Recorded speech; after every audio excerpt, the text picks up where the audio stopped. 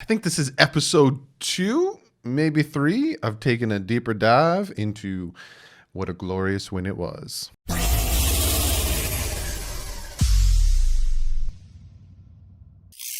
What is up, Fin fans? Yeah, I think this is episode 3, taking a deeper dive into this Miami Dolphins win. If you like these deeper dive videos and you like them coming out either Monday or Tuesday after a Dolphins win, comment below, give it a thumbs up. Let me know. Hey, keep doing these deeper dive things. Maybe I'll incorporate them into the podcast. I do have a podcast. It's linked below. And maybe they'll just be on the podcast. I don't know. I'm liking doing deeper dives. I like all these stats and stuff I get after a Dolphins win.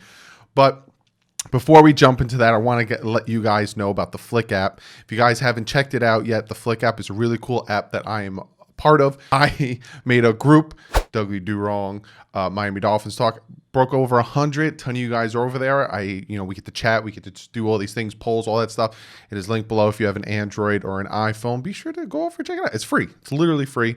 Just want to tell you guys about it because we're all over there chatting, doing our thing. So be sure to check out the Flick app. But let's talk about more about this Dolphins 24-0 great victory. And yes, Tua was in the game towards the end of the game for the 2-minute drive.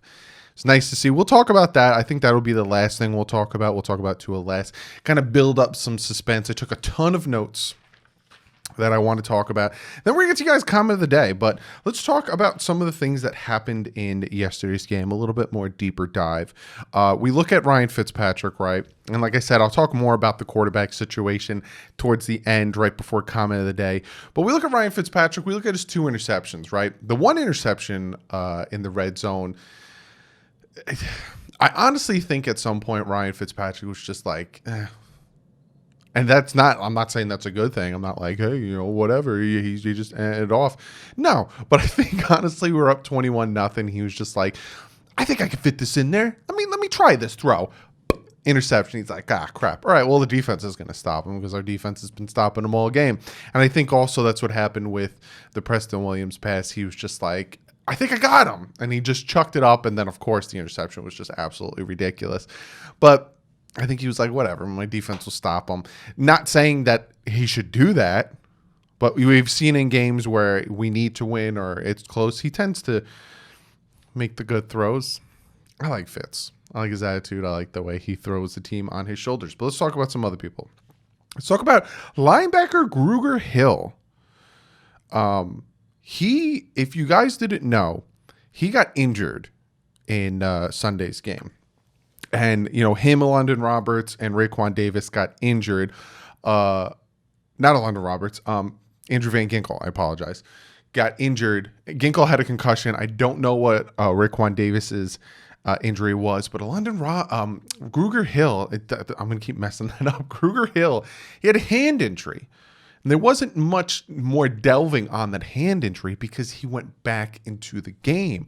But it came out after the game was over that he broke his finger. He had a compound fracture, which means that this bone broke the skin.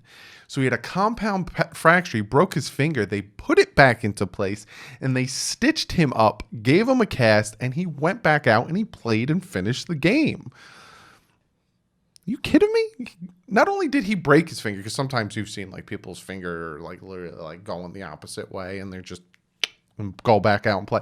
He compound fractured it where the bone is breaking the skin, and he just put it back. They put it back in, they stitched it up, and he continued to play.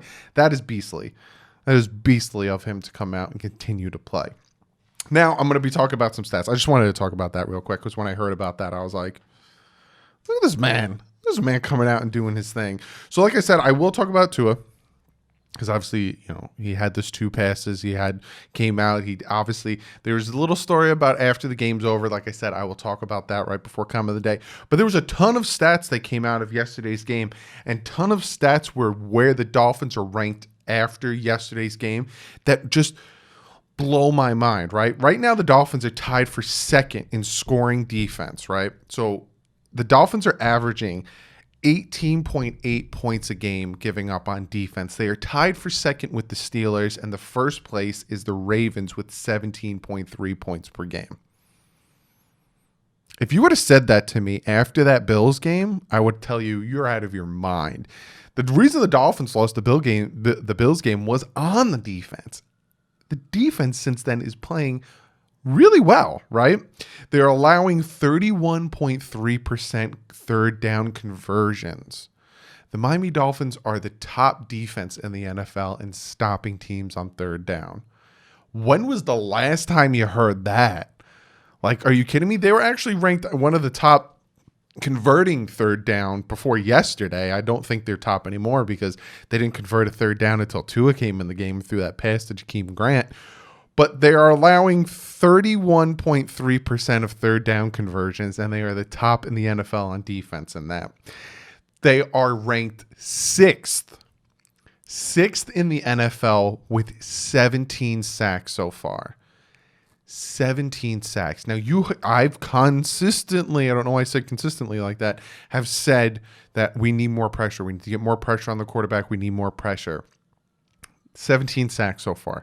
Sixth in the NFL in sacks.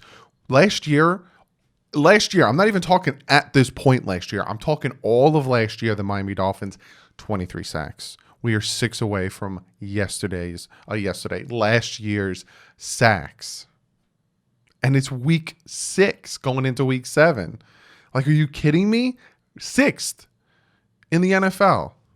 I want more. Don't get me wrong. I want consistent sacks. I want more and more. But I'm happy with that. Talk about sacking that quarterback. Emmanuel Ogbah is tied for second in the AFC with 5 sacks. He is 12th among defensive ends in run stops with 11. He had 2 sacks yesterday, 10 pressures, and 4 run stops. I'm liking that pickup. You saw if you watched him with the Kansas City Chiefs, you saw a good amount from him last year. He got injured, so he wasn't out there a lot, but second in the AFC with 5 sacks, 12th among defensive ends with 11 run stops. That's a good pickup for the Dolphins, and he's not making much. I think around $5 million this year. Good pickup by the Dolphins. I want to talk about Xavier Howard, but give me a second because he's another one that I'm very happy with. Xavier Howard. The Miami Dolphins are plus 44 in point differential. That's the best they've been since 2002, 18 years ago. Plus 47 point differential. 12 pressures allowed yesterday, 29 pressures on defense. So we got 29 pressures on defense. We only allowed 12. Ted Karras, 0 pressures allowed. Jesse Davis, only 1 pressure allowed. He's been really holding it down. Eric Flowers, 2 pressures allowed. So the vets are really doing their thing on this offensive line and helping these rookies out. Christian Wilkins, the man who's got hops, jumping over Brandon Jones. Brandon Jones, real quick. So close, Brandon Jones, from getting your first interception as a Miami Dolphin. So close.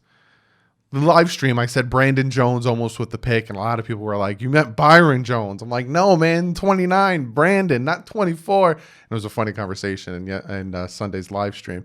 But Brandon Jones, so close to getting his first interception as a Miami Dolphin. But Christian Wilkins, 7th among interior defensive linemen on the season with 13 run stops. Christian Wilkins is having a much better season this year than he did last year. And he's really, as the season's going on, which I will talk about again, he's getting much and much better. Another guy who keeps getting much and much better, which isn't right English at all, is Eric Rowe. 10 tackles, 2 pressures, 2 run stops, only 1 yard receiving yesterday. Again, it's the Jets, but we could have completely crapped the bed and played horrible against these Jets and done nothing. Bobby McCain, on the season, Bobby McCain opposing quarterbacks, 0.0 passer rating. And I was one that was like, I don't know if I like Bobby McCain at safety still. I think that they should put him. Well, wasn't I wrong? Bobby McCain is doing really well this season at safety. Like I said, 0.0 passer rating. I also want to shout out to Travis Wingfield. He is the one who got all these stats and configurations together. Fewest passing touchdowns allowed. So where do you, I'll let you guys comment in the premiere over here, or is it over here? I think it's over here. I'll let you guys comment in the premiere. Where do you think the Miami Dolphins are ranked in the NFL on defense with the fewest passing touchdowns allowed? Where do you think they're ranked? I'll give you a second. They've only allowed 7 passing touchdowns, and that is tied for second in the NFL. This Dolphin defense is doing real well after the first 2 weeks of kind of struggling, especially against the Buffalo Bills team, kind of struggling. Speaking of passing touchdowns allowed, let me talk about a man that I've been saying he needs to get healthy. He needs to stay on the field, because when the man is healthy and he's on the field, he is dangerous. And this man is Xavier Howard. Xavier Howard still isn't healthy. Him and Byron Jones are not 100%. They are not. You can kind of see they are not 100%. But Xavier Howard is playing so very well lately. After that, I think it was the Seahawks game. It's like the Seahawks game and a little bit in the Bills game. He didn't do that bad in the Bills game, but the Seahawks game was his worst game of the season. He's been doing really well. Xavier Howard leads the NFL with 4 interceptions. And you can say some of the interceptions were thrown right into his hands, like the 49ers game kind of floated right to him. You know, some of these interceptions were... it's Sunday's game. He snatched that interception like just right out of the hands. Love that pick. Leads the NFL with 4 interceptions, 9th in the NFL with pass breakups. He's been targeted 4 times on Sunday, 0 reception, 1 interception, 1 pass breakup. It is the 3rd time in the last 4 games. So Jacksonville, 49ers, and the Jets, where he has not allowed a reception. Like, fantastic. He has a passer rating. If you throw his way, you as a quarterback, your passer rating is 49.0 when he's targeted. He's been 12 for 26 with a 46.2 completion percentage when thrown his way, 1 touchdown and 4 interceptions. Xavier Howard, you got to keep it up. Got to keep it up. Yes, and I know what I'm going to hear in the comment section below. Look at the teams that he's doing that well against. Yeah. He did pretty well. Like I said, if you go look at Buffalo's game and you look at the stats of what he gave up and stuff, he did pretty well. And a lot of people are even saying, why didn't they put him over on Stephon Diggs? Well, then you have the other guy who's going to go off. It was like a yin and yang type situation. Which one do you want to let go off? Man, you had Noah Igbenogany on Stephon Diggs, who just torched people. But Xavier Howard, as the season's going on, as he's getting his legs back under him, as he's getting more acclimated and getting back to that playing form, he's getting better and better. But this team, as the season's going on, you're seeing it. And I said this, not having a true offseason, OTAs, minicamp, all that stuff, and not having a preseason where you get to play against people that aren't on your team. You get to go against defenses that aren't used to what you do. Same with the offense. It's going to take a minute. And this Dolphin team, it took a minute. They're young, 2nd youngest in the NFL. It's taken a minute. But let's talk about Tua Tagovailoa, right? Came in 2-minute warning, a little over 2-minute warning. We all lost it. I lost it on my live stream. TD lost it on his live stream. We all lost it. Even if you were not a fan of Tua, you still felt something, right? You felt something when Tua came out. Rolled to his left, which was a play that kind of got him injured, hurt his hip. Throws a dart to Chandler Cox. Place went nuts. Chandler Cox thought, hey, I guess people really like me. It was because he caught it, and it was a great pass. Then the first down pass to Jakeem Grant, which, again, stood in the pocket, didn't feel antsy, didn't feel nervous. He had guys around him, a little bit of pressure on him, got the ball out, right? He did his thing. Everyone enjoyed it. We all enjoyed it. Then afterwards, he sat on the 15-yard line for like an hour after the game and just enjoyed the moment. Just kind of, took it in. FaceTimed with his family, right? And it's one of you guys told me this, and I didn't know this, but the 15-yard line is where he had the hip injury. So he kind of sat there and just, I had my first NFL experience. This is big.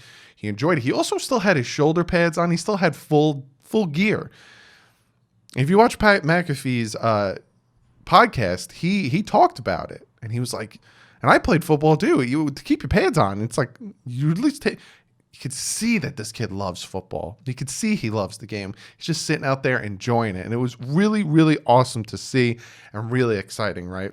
And now here's the thing that everyone wants to know. Is he, hey, we got a bye now?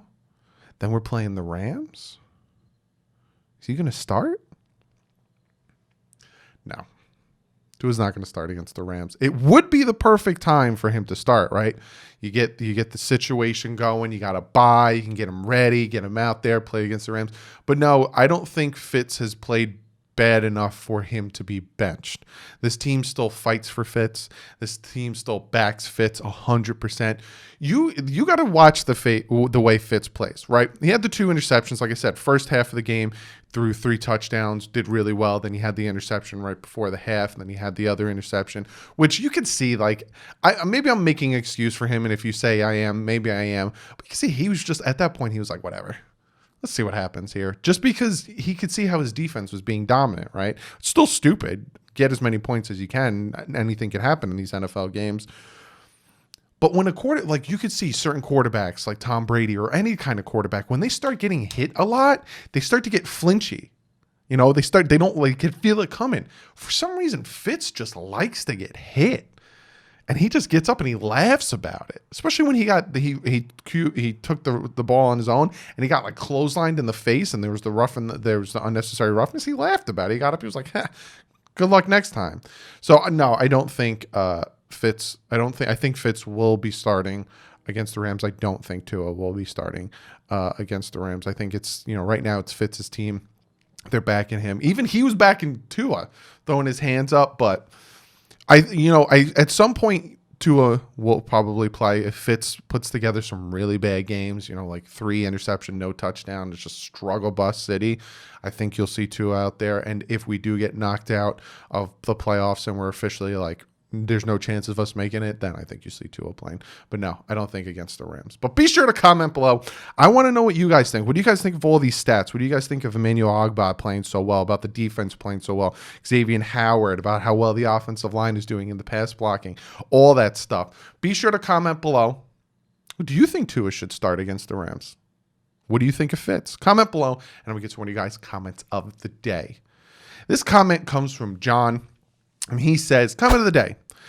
Looking past the bye and the next 6 games on the schedule, we have a run of winnable games with a tough Rams matchup. 7-5 going into the final 4 games would see us right in the playoff mix.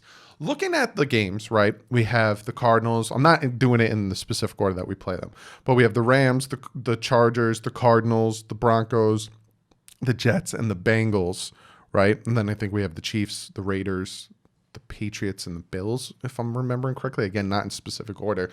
But looking at the Cardinals, the Chargers, the Broncos, the Rams, the Jets, and then the Bengals again, the only games in there that really make me nervous, right, is the Rams, just because of the defense with Aaron Donald and with Jalen Ramsey.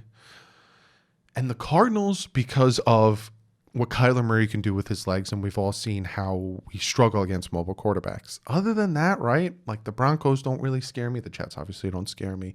The Chargers don't really scare me, even though Justin Herbert's playing pretty well, but the team kind of collapses around him and screws him over.